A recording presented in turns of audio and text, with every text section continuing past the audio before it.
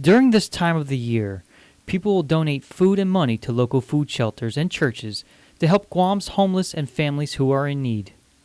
But for the past 17 years, Deacon Frank Tenorio and his wife Maria, better known as Tita, have been taking care of the poor at the Kamalen in Agana. Deacon Frank says he promised God that he wouldn't miss a day to help the needy.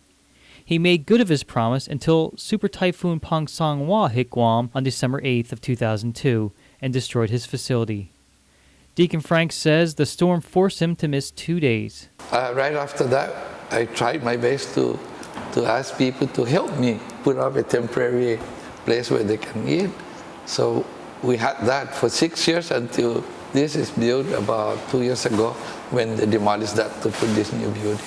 Tenorio says he and his wife work 14 hours a day, 7 days a week preparing food for the poor. He says you have to be here every day because you can't have a day off when you're taking care of hungry brothers and sisters. Deacon Frank says they serve only one meal a day at 6 p.m., but it's a complete meal. Usually people call it soup and sandwich institution here, but it's not because mostly at Chamorro, dishes that we serve, meaning sometimes red rice most of the time and so forth. And all kinds of food, but complete nutrition. And it's good for second. Important for me to make sure that when a brother or sister comes, that she will receive the meal that is needed for her or his sustenance for the day.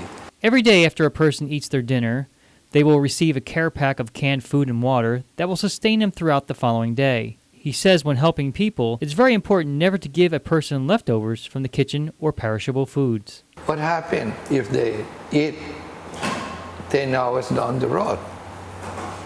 It won't be good because they may be sick or even die because of the portion of the food, because they don't have refrigeration.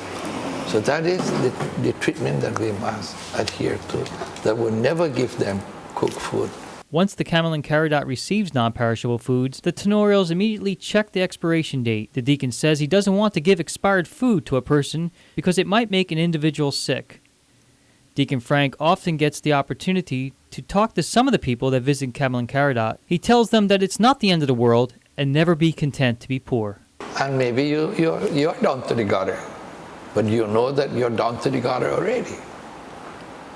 You can't go any further down. No way.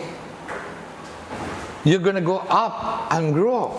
And that's my prayer, that you will grow. And that's our prayer from Kamalen, that you grow and be bigger than any one of us, so that you will be the one to help us.